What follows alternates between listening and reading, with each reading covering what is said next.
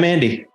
And I'm Lindsay. Welcome to E-commerce Marketing with the Pitbulls, where we try to cut through the noise and simplify digital marketing for authentic brands looking to make more sales online. Today, we're joined by Tyler Dawley. Did I pronounce that right, Tyler? Yep. Awesome. Tyler owns Big Bluff Ranch, where he uses regenerative agriculture. I'm sure you're going to tell us all about that to produce, some of the best chickens. I can vouch for these chickens. They're absolutely spectacular, and sells them both wholesale and direct to consumer. So, Tyler, please let us know a little bit more about Big Bluff Ranch. What's your story?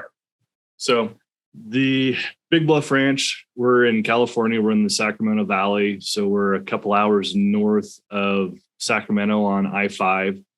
So we are not by the ocean. We're not by the mountains. We're kind of in that place where no one thinks that California actually exists. We're Grandpa bought the ranch in 1960, and my parents moved up here permanently in 76. I was born right around then, and the thing about the way Grandpa bought the ranch, the reason we are Big Bluff Ranch is that he told Graham, "Hey, Graham, I want to be a cowboy. I want to raise cows." And she said, "You're crazy. You're just bluffing yourself. There's no way that either A, you want to do that, or B, you could do that." And at the time, Grandpa was making enough money. He was able to be like, "Oh, okay. It's a challenge, huh?" And so he bought the ranch, and he's like, "Okay, Graham, here you go. Here it is, Big Bluff Ranch." And so that was that. So my mom spent her childhood coming up here for weekends and vacations and holidays, that this was one of those toys for rich people. And I say that we're not rich anymore. Grandpa quickly lost that money. But the reason I say that is that Grandpa bought this ranch as a toy, not as a production unit. And so what happened when he lost that money is that all of a sudden we had a ranch. My dad and mom who were managing it had a ranch that was only roughly half the size it needed to be a commercially viable operation. So that meant that there was nothing that we could do out here where it was just like, oh, we are only a cow-calf operation, or there's a lot of walnuts out here. We are only walnuts. None of that stuff just fit for us.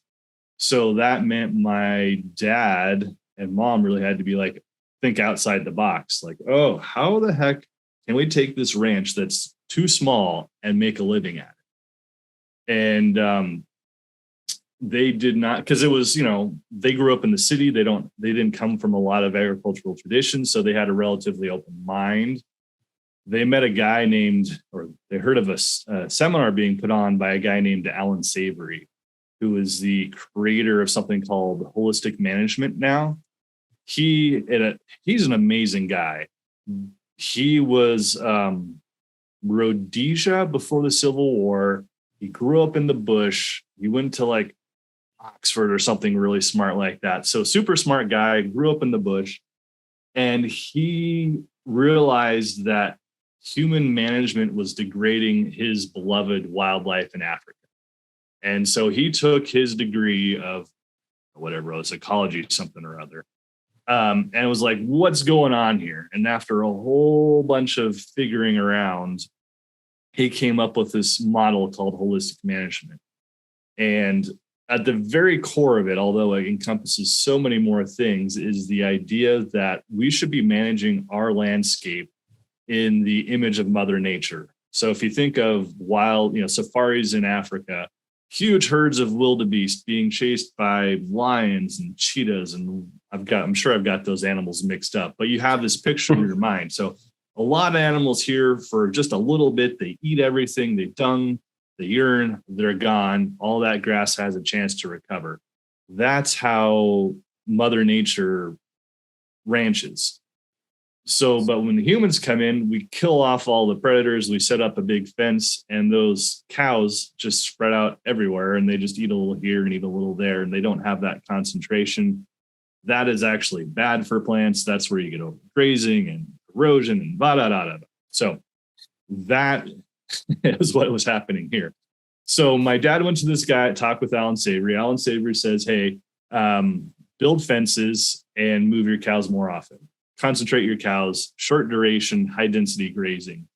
And this is really just the simplistic explanation. There's so much more to it. And my dad's like, oh, that makes sense. Okay, yeah, let's do that. Let's build fence. Let's move cows. And that's what we did. And so that was 80s and 90s. There was some genetics in there. That's what we did. So we doubled the carrying capacity of the ranch. That meant we could run twice as many cows on the same number of acres, which is cool from an economic standpoint, but it also means that our ecology, this is where we're kind of dipping our toe into regenerative agriculture, is that we had actually restored our rangeland to the point where we could grow enough grass to carry twice as many cows. If you're growing that much more grass, that means all of your biological processes are happening. Your rainfall is effective. It's hitting the ground. It's hitting the ground and going in instead of across. Your plant species are probably shifting from annuals to perennials. In our case, we're having a lot of native perennial bunch grasses come back. All this really cool stuff.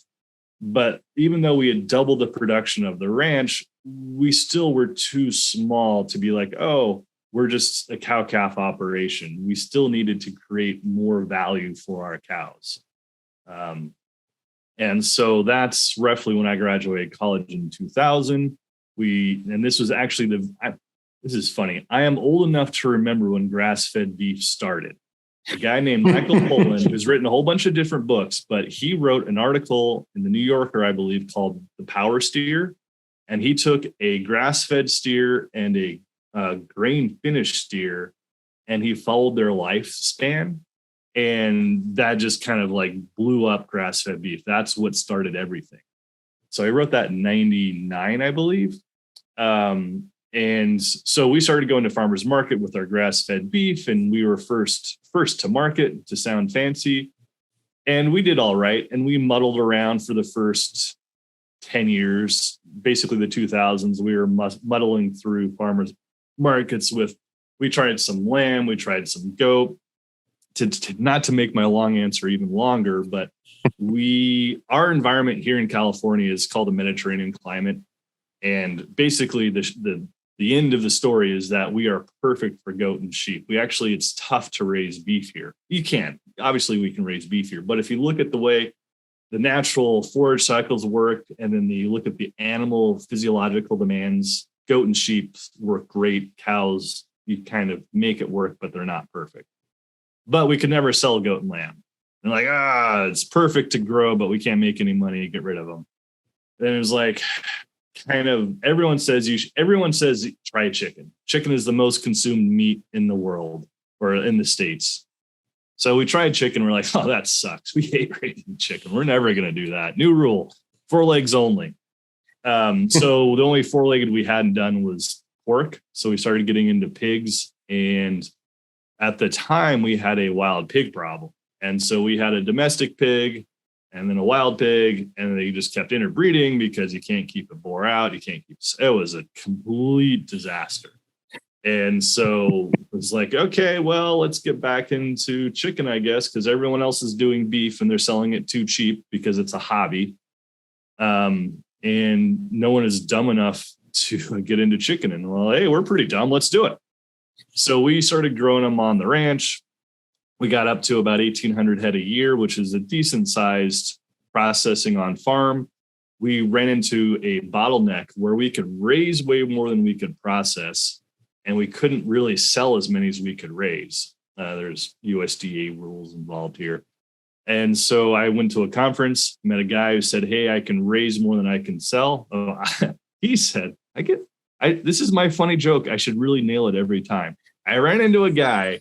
He said, I can sell more than I can raise. And I said, that's funny. I can raise more than I can sell. And so that, about 2008, was the beginning of Big Bluff Ranch shifting from direct to consumer to wholesale. And so we went from 1,800 head a year to 600 head a week. And that was a huge jump for us. And we just kept riding that wholesale train all the way up through COVID. And so we got up to the point where we were doing about 1,500 head a week. which is a pretty decent size pasture poultry operation, but it's still a micro, nano, minuscule, not even noticeable blip on a big operation, like Foster Farms out here, Purdue or Tyson. I mean, what we grow in a year is what they process in probably less than a week, probably 2 or 3 days. So anyways, I guess that's a really long story. So at this point, COVID happened. Our big wholesale accounts kind of died. We have a number of smaller wholesale accounts, and we are now trying to revive our direct-to-consumer. And rather than going through farmers markets, we are going and shipping, FedExing our chicken to pretty much anyone on the West Coast. Is very easy, and we can ship it all the way across to the East Coast like I did with Andy. It just costs a little more in shipping. So that's, I don't know what I was answering, but that's a big, long, rambling story about who we are, why we are, and why I'm talking to Andy. It's probably going to be our most thorough intro of all time on the podcast here. So that's great. Yeah, I even cut that one short because there was all sorts of interesting things I could have talked about. I was like, no one cares but me. No one cares but me. So let's focus in. This is awesome, and I love the kind of making it from a business into kind of the passion and the mission, and you can kind of tell it comes through as you're talking, the passion for regenerative agriculture.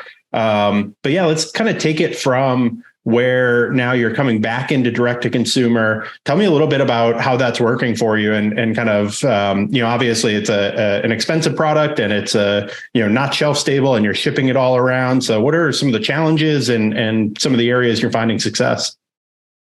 So yeah, the biggest challenge, and we've always experienced this, is that our chicken has every single attribute that anyone could possibly want, except for a low price. It's like, oh, that's amazing. It's organic. That's awesome. It's pasture raised. That's amazing. It's no corn, no soy. Wow, you're the only person I've ever heard who does that. How much is it? Oh my God, no. So our biggest, well, among our biggest problems is that there's an expectation that chicken is cheap. And that's really what we have to convince people, is that there's actually a range of chicken quality. Because you expect that in beef. Like, yeah, you can get your regular, ground beef at the grocery store, but that you could get certified Angus, you could get Wagyu, you could get grass-fed, you could get prime. Like, you understand that you pay more and you get more. But when you go to the poultry section of your grocery store, you're going to be like, well, I got conventional and maybe I have organic, and the price difference is a couple dollars a pound. It's not huge. Like, I just expect my chicken to be cheap. That's our biggest problem, is like, hey people, your chicken that is pretty crappy. It's bland, doesn't have any flavor. Let's not talk about the horrific condition it's raised in. Let's not talk about the processing plants, the illegal immigrants processing your chicken, the USDA not actually inspecting it very closely. Like, that chicken is just not good. I mean, it's fine. I mean, I don't want to sound elitist. That's all you can afford. Like, go for it. It's good. It is good, but there is a better chicken. And that is what we are trying to provide. We're trying to put the bounds on this. Like, hey, you can get the grocery store chicken. It's got some issues with it. But then you could also find people like us who raise this like super high quality chicken. But we need to tell people that, hey, we have a super high quality chicken. There is a reason why you should pay more for this. It's, people will pay more for it because it's organic, so there's no pesticides or herbicides involved in it. That's really good. It's pasture raised. That means these chickens are raised in a way that benefits their natural instincts, not humans' need to raise them cheaply. So that means they're out on grass, eating bugs in the sun, the wind, the breeze, the whole 9 yards. And happy animals, I mean, this is a little bloodthirsty, but happy animals taste good, right? So, and then also there's this corollary that things that taste good, as long as they're not made in a lab, things that taste good are good for you. So like this chicken that tastes really good, like, this is really good chicken. And it's really good for you because it's clean, it's healthy, it's a healthy chicken itself. So there's this cool synergy that happens. Oh yeah, I don't even know why I'm talking about this now, but basically to get happy chickens, you need to be growing them on good pasture. This is kind of ties into the regenerative agriculture aspect. So it's not just the animal. That regenerative agriculture is this bundle of systems that link together. So I can't just grow good chicken without worrying about my ground, my pasture. The pasture feeds the chickens feed me, I take care of the pasture, and all of this gets better. And so that is one of the best benefits to our chicken, is that the climate change is a thing, that the way all of us, the most direct impact we all have on our environment, you, me, everyone, is what you eat. You eat 3 times a day. And that the way agriculture happens has a pretty large impact on our environment, which has a large impact on climate. And so by presenting our chicken as regenerative agriculture, like, hey, there is a better way. There's a way to actually have a commodity food and actually have it be good for the land, which is good for you, which is good for the climate, which stops all the wildfires in California, stops all the floods and all the droughts. I mean, it all ties together. But the thing is it comes with a price tag. There's a literal price tag to buying food that makes things better. And that is what I am having to elucidate all the time. Like, hey, it's a better chicken. Pay for it. Darn it.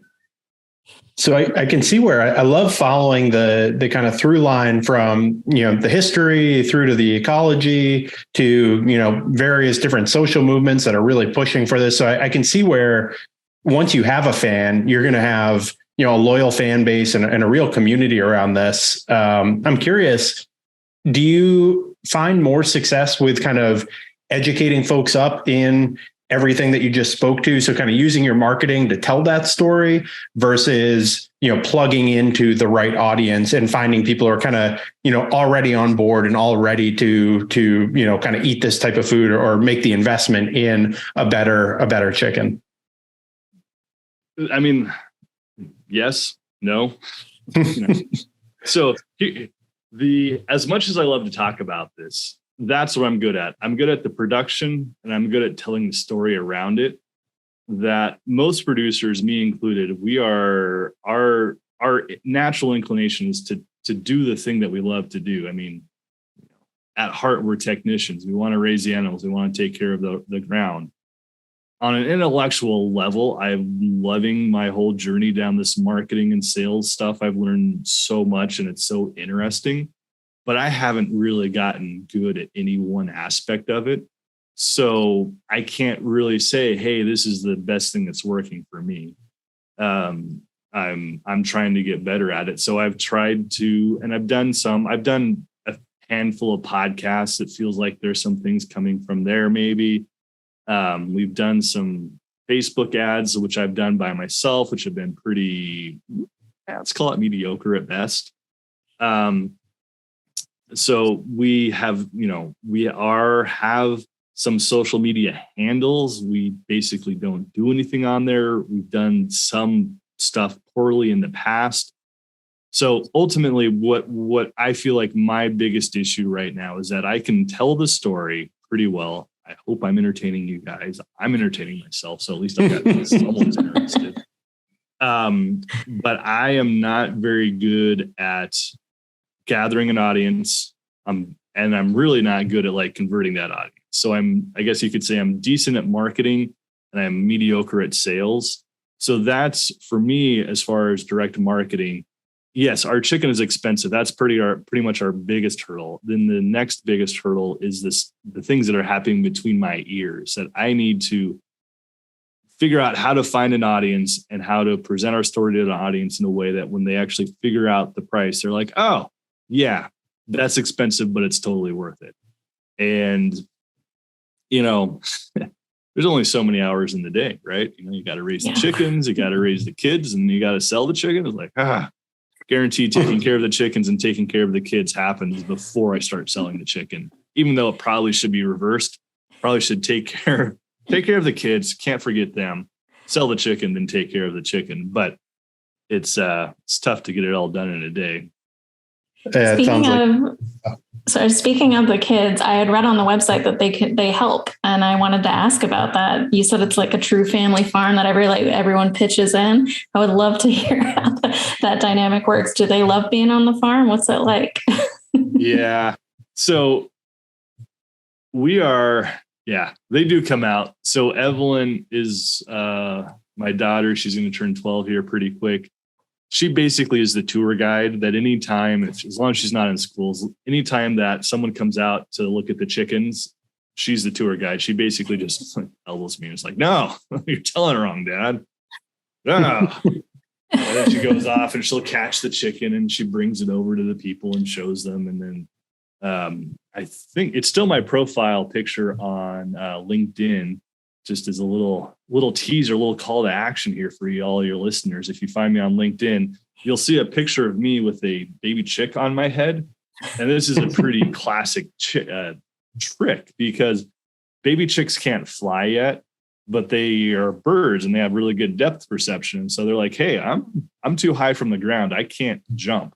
So if you kind of hold them relatively gently, you can put them on a head and they just stand there. And so that's Evelyn now does this trick, which is really funny to watch a 12-year-old try and put a chicken on a dude's head.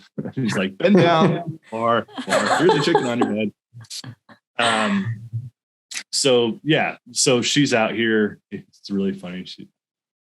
It's a joke. I'm like, oh, you're turning 12. Sweet. I've got 6 more years until I'm done with you. She's like, no, I'm never leaving. I'm coming back to the ranch.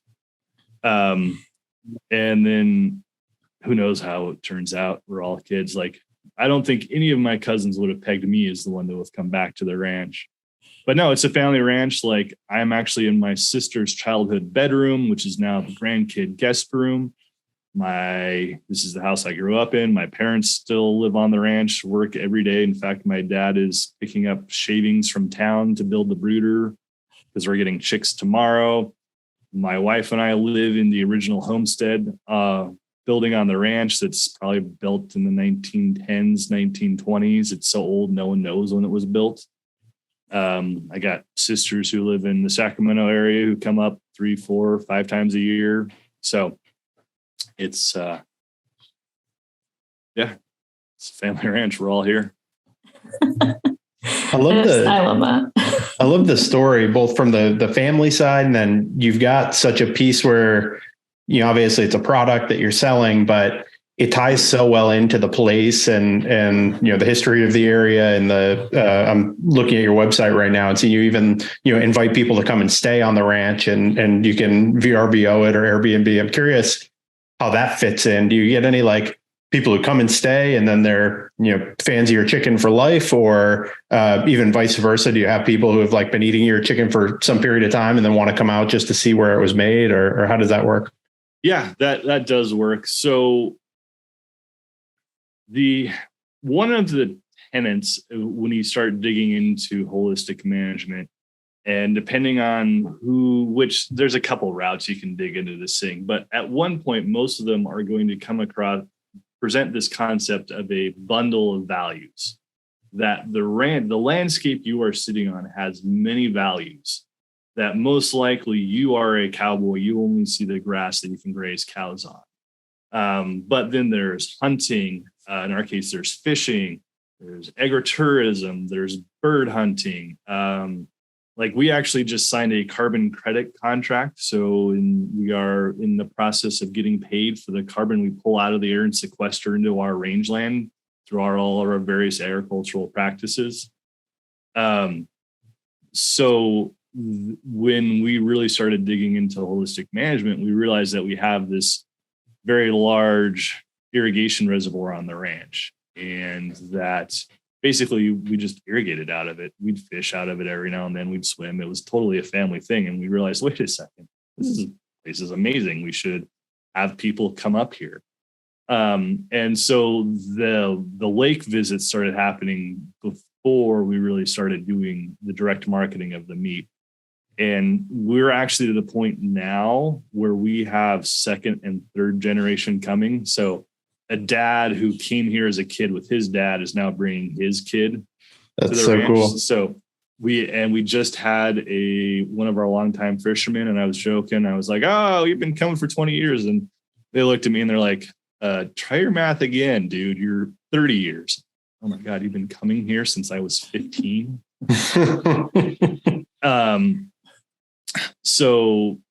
So yeah. So the thing about the ranch, and the other thing, this ties into the family aspect of it. And this is true for kind of all chunks of ground, but there is something innate, I think, in humans that somehow we bond to a natural geography, a natural landscape.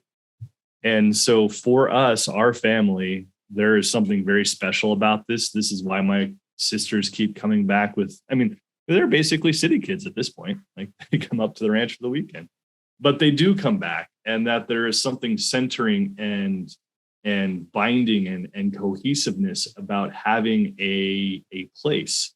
And that we have that happening with our fishermen, and we have some hunters too. And they have all been coming for multiple decades, or some of them for multiple decades at this point.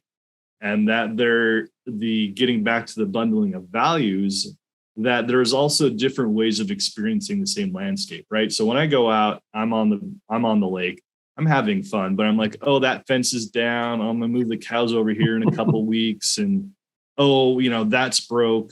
Just like I've got a to-do list all the time. The fishermen come and they're like, oh my God, we saw this shooting star. And I'm like, oh yeah, there are shooting stars. That's cool. Or the hunters will come up and they've got trail cams and like, wow, we were out there in the back part of the ranch and we saw a bear attacking something, or whatever. I don't know, mountain lion. We saw some mountain lions we have them, but they're rare to see. And like, we saw a mountain lion in real life. We get them on trail cams all the time. I've been coming for 25 years. I saw my first one in real life yesterday. So by bringing people here to this spot that's very important to me, they are showing me this exact same spot with a different perspective. And you're like, oh, this is really cool. I just learned something new about my home.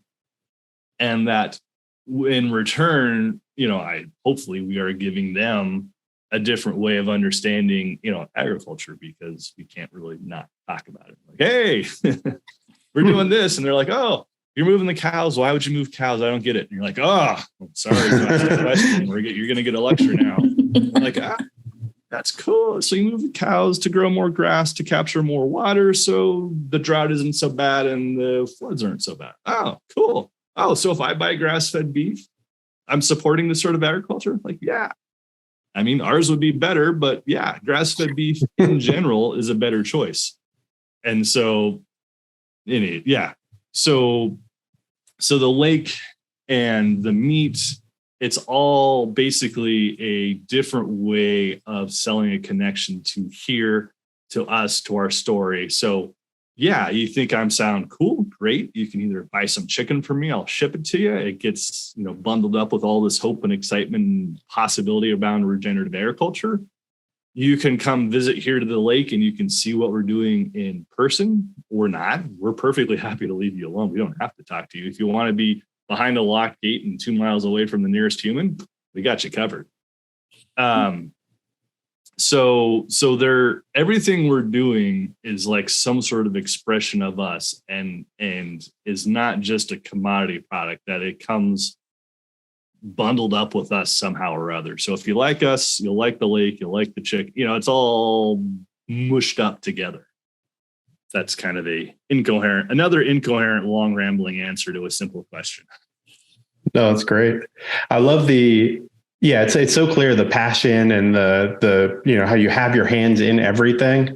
I'm curious if you can speak at all too, because I know, you and I met through accelerator program where we were both kind of talking about podcast guesting and marketing through that.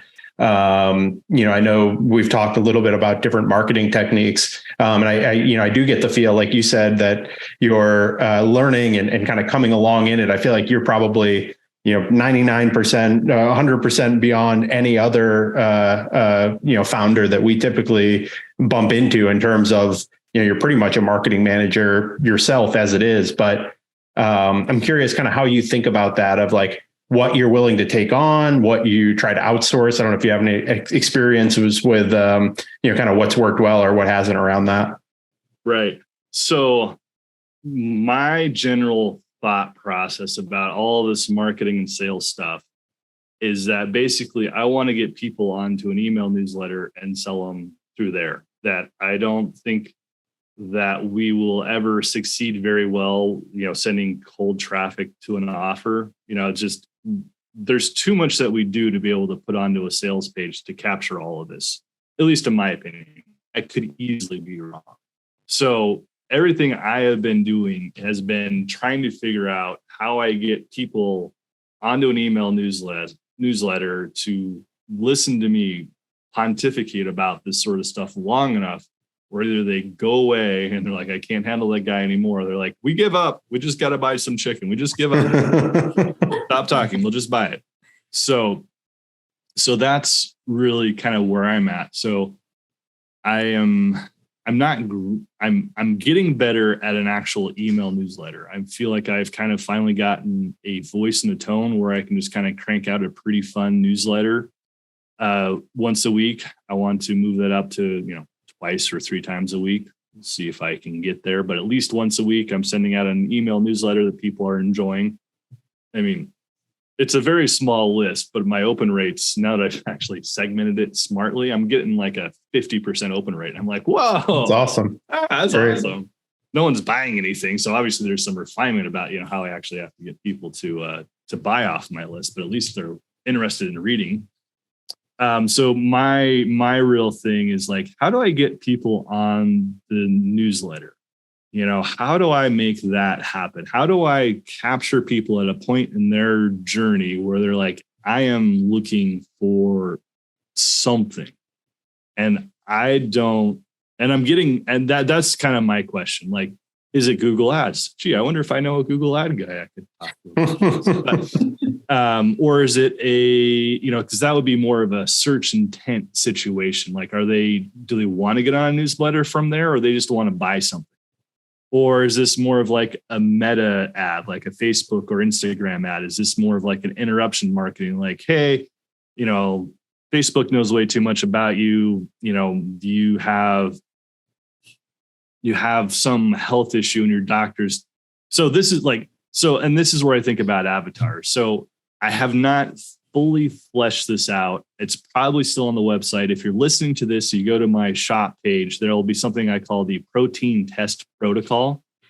It's still there right now. I don't know if it will be in a couple of weeks. Maybe I will. Maybe I'll leave it up until this publishes. But that is my attempt at creating an offer for a specific avatar. So my thought process for that bundle is that there are vegetarians. Most vegetarians are ladies. They have been vegetarian for 2 to 3 years. They became vegetarian because they have an issue with how meat is being raised conventionally. And they should. It's not great. It's perfectly a good decision to not support that way of growing meat. And if you can stay a vegetarian, great. If you're happy, your body's doing great, you're bright and shiny and bushy tailed and you're vegetarian, great. Keep going for it. I mean, I'm not going to tell you how to eat, but if you are vegetarian and after 2 to 3 years, you're just feeling run down, things aren't working great. Maybe you want to start a family and it's getting a little tough. Maybe the doctor's saying like, hey, you really got to put some meat in your diet. Well, you have kind of a problem. You're kind of learning that you should try meat in your diet, but you can't eat that grocery store stuff. The reasons you stopped eating grocery store meat didn't change.